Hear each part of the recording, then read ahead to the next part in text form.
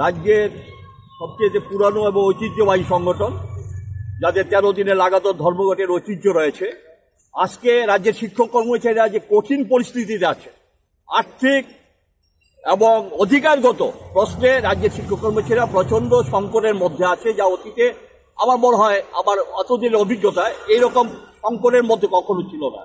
আমাদের 17% মহার্ঘ ভাতা এবং কেন্দ্রীয় সরকার 2020 জানুয়ারিতে যে 4% মহার্ঘ ভাতা দেওয়ার ঘোষণা করেছিল, পরবর্তী সময়ে কোভিড সিচুয়েশনের জন্য যা স্থগিত রাখা হয়, তাকে ধরলে প্রায় 21% মহার্ঘ ভাতা আমাদের রাজ্যের কর্মচারীদের পাওনা রয়েছে। অর্থাৎ 1916 ইংরাজির জুলাই মাস থেকে 4 বছরের অধিককাল ধরে রাজ্যের কর্মচারীদের দিয়ে হচ্ছে না।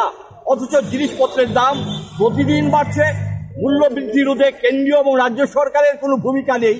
অথচ মহার্ঘ ভাতা প্রদানের ক্ষেত্রে একটা নেতিবাচক সিদ্ধান্ত নিয়ে রাজ্য সরকারের নির্বাচনী প্রতিশ্রুতি ছিল যে 7ম কেন্দ্রীয় বেতন কমিশন রাজ্যে চালু করবে। কিন্তু আমরা কি দেখলাম, একমাত্র পে ফিক্সেশনের ক্ষেত্রে কেন্দ্রীয় নিয়ম মেনে নিলেও কোনো পে স্কেল, কেন্দ্রীয় পে স্কেল রাজ্যে চালু করা হয়নি। শিক্ষকদের, কেন্দ্রীয় শিক্ষকদের বেতনক্রম দেওয়া হয়নি।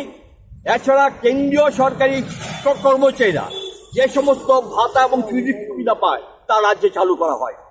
এবং আমাদের রাজ্যের কর্মচারীদের খুব প্রচন্ড নিউ পোস্ট ক্রিয়েশন হচ্ছে না, নতুন পদে নিয়োগ হচ্ছে না, এবং যেই নিয়োগগুলি হচ্ছে তাও কন্ট্রাকচুয়াল সার্ভিস, ফিক্সড পে ইত্যাদি নামে চাকরি দেওয়া হচ্ছে মিনিমাম।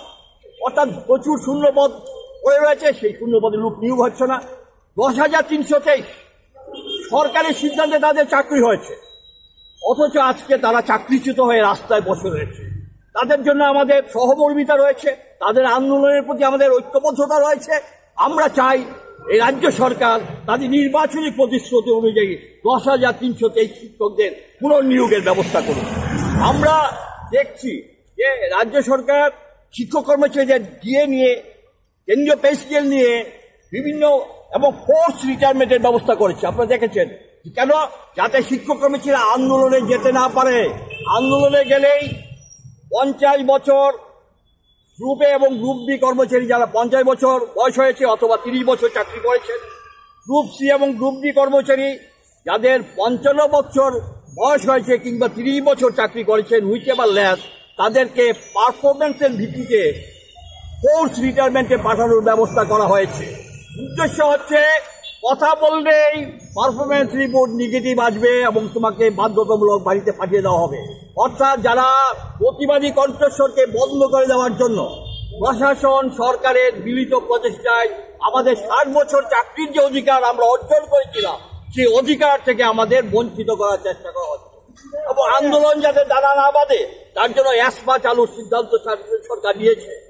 এই যে একটা নেগেটিভ অ্যাটিটিউড নিয়ে সরকার চলছে, আমাদের বঞ্চনা করা হচ্ছে। এবং রাজ্যের আপামর সমস্যা নিয়ে আপনারা ভালোভাবে অবগত আছেন যে গণতান্ত্রিক আন্দোলন, গণতান্ত্রিক সংগঠন সঠিকভাবে করা যাচ্ছে না। গণতান্ত্রিক মতবাদ আমাদের প্রকাশ করার ক্ষেত্রে সারা রাজ্যে এবং সারা দেশে একটা নেগেটিভ সিচুয়েশন অ্যাভেল করছে। এই জায়গায় দাঁড়িয়ে আমাদের মতো ঐতিহ্যবাহী সংগঠন, যাদের 13 দিনে লাগাতার ধর্মঘটের ঐতিহ্য রয়েছে, আমরা নীরব থাকতে পারি না। আমরা আন্দোলন কর্মসূচি আমাদের ক্ষমতা অনুযায়ী করছি এবং আগামী দিনও এই সমস্ত আমরা নিজেরা করব। এবং এই সমস্ত সংগঠন শিক্ষক কর্মচারীর স্বার্থে, জনগণের স্বার্থে প্রতিবাদী আন্দোলনে সামিল হতে চাইবেন, তাদেরকে সঙ্গে নিয়ে আমরা আন্দোলন কর্মসূচি জারি রাখব। আপনার পরিচয়টা? আমার পরিচয়, আমি সমন্বয় কমিটির মহাসম্পাদক অঞ্জন রায় চৌধুরী। ধন্যবাদ।